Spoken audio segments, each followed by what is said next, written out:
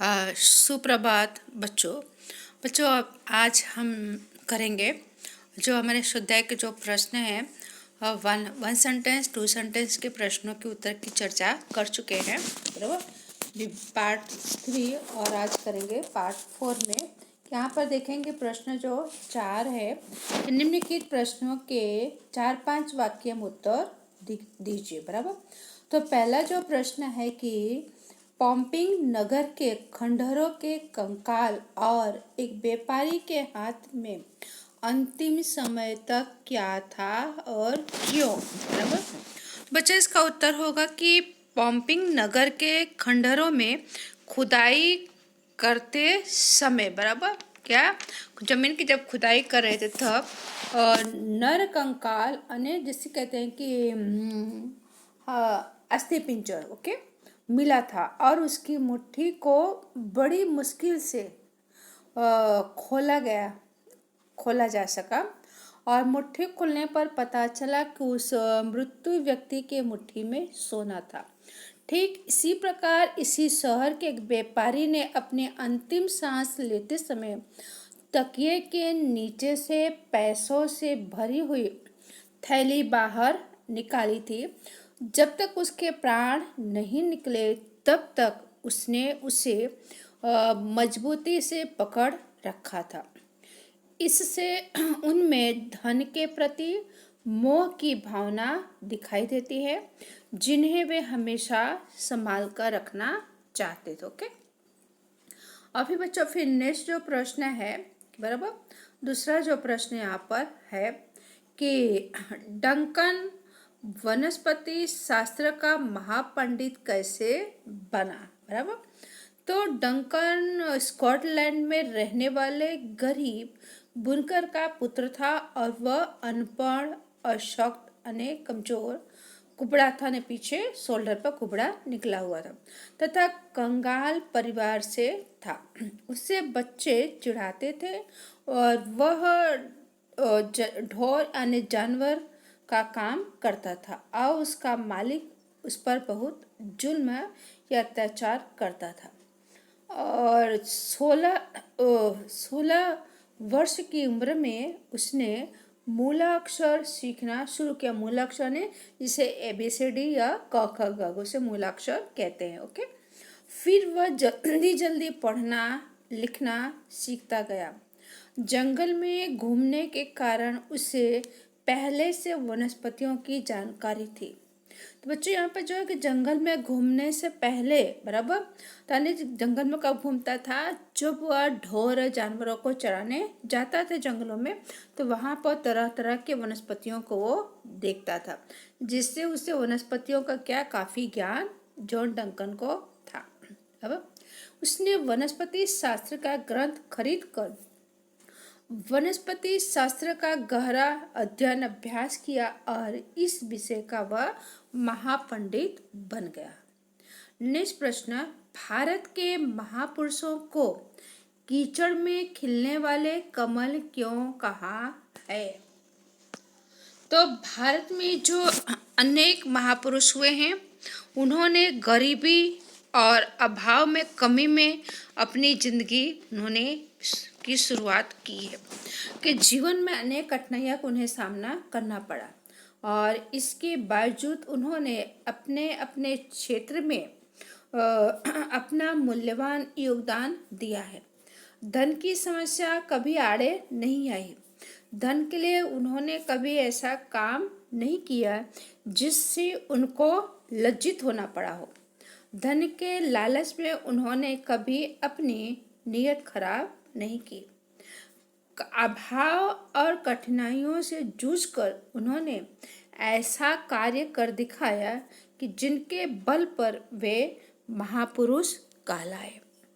इसलिए कीचड़ में से निकलने वाले कमल कहा गया है। फिर नेक्स्ट प्रश्न है, चौथा प्रश्न जो यहाँ पर दिया हुआ है कि यहाँ पर है चौथा प्रश्न कि बाहर ही नहीं अंदर से श्रीमंत अथवा अमीर बनना ही पैसा बचाने की कला है, समझाइए। तो बच्चों, धन कमाने पर आदमी श्रीमंत या धनवान अथवा अमीर बनता है। इससे वह दुनिया में सम्मानपूर्वक जीना चाहता है। लेकिन केवल धन से ही नहीं, आदमी को सम्मान मिलना मुश्किल होता है। आदमी को सम्मान तभी मिलता है जब वह बाहर और अंदर दोनों से धनवान बने, यानी अर्थात व्यक्ति को ऊपर से श्रीमंत होने के साथ साथ उदार भी यानी परोपकार भी होना चाहिए। उसे अपने धन से गरीबों और असहाय लोगों की सहायता करनी चाहिए। तभी आदमी बाहर और अंदर दोनों से श्रीमंत कहा जा सकता है, धनवान कहा जा सकता है। तभी उसके पैसे का सदुपयोग होता है। जब वह बाहर अंदर दोनों से श्रीमंत या अमीर होता है, तभी वह अपने पैसों को बचाने अथवा उसका सही उपयोग करने में वह सक्षम या समर्थ होता है। पैसा बचाने यानी उसका पैसे का सही सदुपयोग करना या पैसे को सही काम में लगाना। ओके, अब यहाँ पर नेक्स्ट प्रश्न बच्चों है कि निम्नलिखित कथनों को समझाइए। तो बच्चों, इस तरह के प्रश्न आपके बोर्ड में 3 मार्क्स के पूछे जाते। कितने मार्क्स के? 3 मार्क्स के प्रश्न पूछे जाते हैं। तो यहाँ पर पहला जो प्रश्न है, धन सुख का जादूगर भी है और शांति का डकैत भी। तो बच्चों, इसका उत्तर सरस होगा कि सुखमय जीवन जीने के लिए धन बहुत जरूरी है। धन से तरह तरह के मनुष्य अपनी सुख सुविधाएं की चीजें खरीद सकता है या खरीदी जा सकती है। मनुष्य जादू की गति से ऐशो आराम की जिंदगी जी सकता, पर धन का एक दोष भी है। धन आने पर मनुष्य की अधिक से अधिक धन प्राप्ति करने की इच्छा बढ़ती जाती है, तृष्णा बढ़ती जाती है। वह किसी भी तरह से अधिक धन एकत्र करने का प्रयास करने में लग जाता है। इससे मनुष्य की शांति गायब हो जाती है, उसका मन अशांत हो जाता है। वह धन के पीछे आप लोगों ने देखा होगा कि मनुष्य सुबह से शाम तक क्या भागता रहता है, तो धन के पीछे वो भागने लगता है। इसलिए कहा गया है बराबर कि धन सुख का जादूगर भी है और शांति का डकैत भी। अब दूसरा प्रश्न बच्चे देखते हैं, आंसर स्पष्ट कीजिए। नेक्स्ट प्रश्न जो यहाँ पर कि जो प्रश्न है यहाँ पर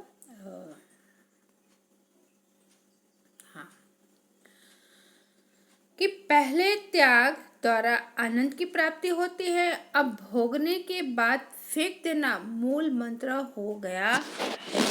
बराबर, तो क्या पहले त्याग द्वारा आनंद की प्राप्ति होती है, पर अब भोगने के बाद फेंक देना मूल मंत्र हो गया।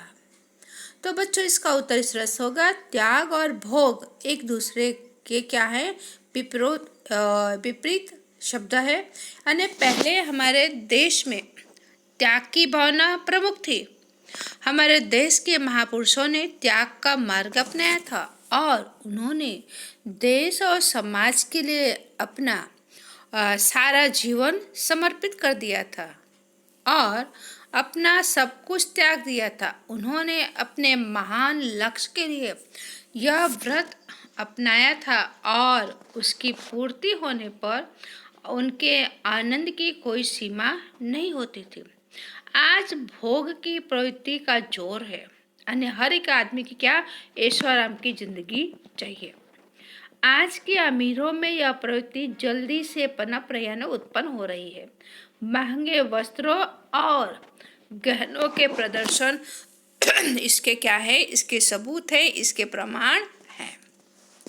ओके, तो नेक्स्ट प्रश्न बच्चों यहाँ पर है कि आज नेक्स्ट प्रश्न जो यहाँ पर दिया हुआ है कि आज जीवन में धन ही जीवन का नियंत्रक परिबल बन गया है। तो आज के ज़माने में धन बहुत महत्वपूर्ण हो गया है, चाहे छोटा काम हो या बड़ा। बिना धन के उसे पूरा नहीं किया जा सकता। अब गरीब और अपने परिवार का पेट पालने और तन ढकने के लिए धन की आवश्यकता होती है, जबकि जो अमीर आदमी को और अधिक अमीर बनने के लिए धन की जरूरत होती है। आज के मनुष्य की वृत्ति और प्रवृत्ति वृत्तियां इच्छाएं दोनों ही भ्रष्ट हो गई हैं। इस तरह आज धन ही जीवन का नियंत्रक परिबल बन गया है। अब बच्चों आगे देखेंगे कि यहाँ पे जो ग्रामर पार्ट हमारा है, बराबर, इसमें से लगभग हम सब कुछ कर चुके हैं। फिर भी एक बार हम इसे देख लेते, कहीं रह ना गया हो, बराबर, और रह गया हो तो इससे आप लोग मतलब कि जो चर्चा करें आप उसमें से लिख डालेंगे अपनी नोट में, बराबर। तो यहाँ पर देखते हैं जो दिया हुआ है कि सूचना के अनुसार लिखे या सूचित किया गया है कि पहला जो है मुहावरे का अर्थ देकर वाक्य में प्रयोग कीजिए।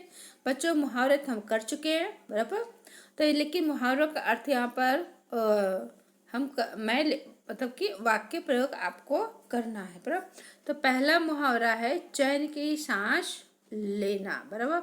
मुहावरा क्या है? चैन की सांस लेना, उसका अर्थ है शांति होना। दूसरा है खून पसीना एक करना, यानी कड़ी मेहनत या कठिन मेहनत करना। उसके बाद दूसरा प्रश्न जो है कि दिए गए शब्दों के विशेषण बताइए, बराबर। विशेषण लिखिए, विशेषण उसकी विशेषता, बराबर। कि जैसे यहाँ पर है, पहला है अमीर तो अमीराना, परिवार तो पारिवारिक, आपको पीडीएफ में लिख के उसके मैं भेज ही रही हूँ वैसे। तो अभिमान तो अभिमानी, परिश्रम तो परिश्रमी, दिन तो दैनिक, दर्शन दर्शनीय। फिर नेक्स्ट थर्ड है कि दिए गए शब्दों में भाववाचक संज्ञा बनाइए। भाव फीलिंग, बराबर, उसका भाव क्या? जैसे मनुष्य तो मनुष्यता, डाकू तो डकैती। फिर नेक्स्ट है व्यक्ति तो व्यक्तित्व, बराबर। फिर है दुर्बल तो दुर्बलता, और लज्जा तो लज्जित। तो लज्जा जो अपने आप में ये भाववाचक यहाँ पर दिया, लेकिन लज्जा का हो जाएगा लज्जित। ओके, तो बच्चों इतना तो आपके पाठ का ग्रामर पाठ तो हुआ ही, और आपको एक्स्ट्रा आपके उसमें मतलब कि पीडीएफ के अंदर संधि विच्छेद कीजिए, वो भी होगा, और समास के प्रकार बताइए, और कर्तृवाचक संज्ञा जो बोर्ड में पूछे जाते हैं वो भी मैंने लिखा हुआ है, आप उसको अपनी कॉपी में उसे लिख डालेंगे, बराबर।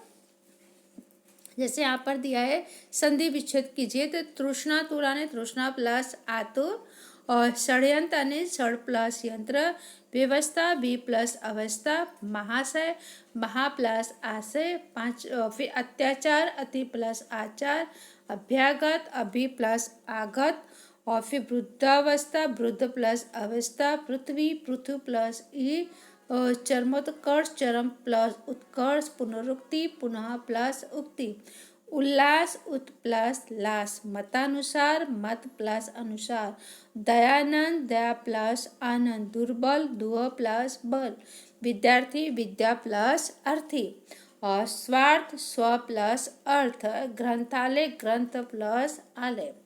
तो समास के प्रकार जो हम लोग 9th में पढ़ चुके हैं, बराबर। जीवन भक्ति, जीवन और भक्ति क्या है? तत्पुरुष समास। नरकंकाल नरकंकाल भी तत्पुरुष समास, द्रव्य भक्ति तत्पुरुष समास, ताजगी परी और तत्पुरुष समास, धनराशि तत्पुरुष समास, मानव चिड़िया कर्म धारे, मानव और चिड़िया कर्म धारे, भला बुरा ने यहाँ अपोजिट चल रहा है, बराबर। तो कर्मधारे चरण कमल, बराबर, चरण के समान, बराबर, कमल कमल के समान चरणों के, कर्मधारे कीर्तिस्तंभ, कर्मधारे महापंडित, कर्मधारे खून पसीना दंड समास, छोटे बड़े दंड समास, बराबर। फिर यहाँ पर कर्तुवाचक भक्ति तो भक्त, डाका डाकू, कमाना कमाऊ, खोज खोजी, लेख लेखक, ध्यान तो ध्यानी, बुनाई तो बुनकर, खरीद खरीदार, सोना सुनार, कला कलाकार, शिल्प शिल्पी, दान और दाता। ओके, तो बच्चों आप इस यहाँ पर हमारा जो भीतरी समृद्धि ये कोर्स हमारा यहाँ पर ये चैप्टर कंप्लीट हुआ। ओके, आप इस अपने नोट में लिख डालिए। थैंक यू, धन्यवाद।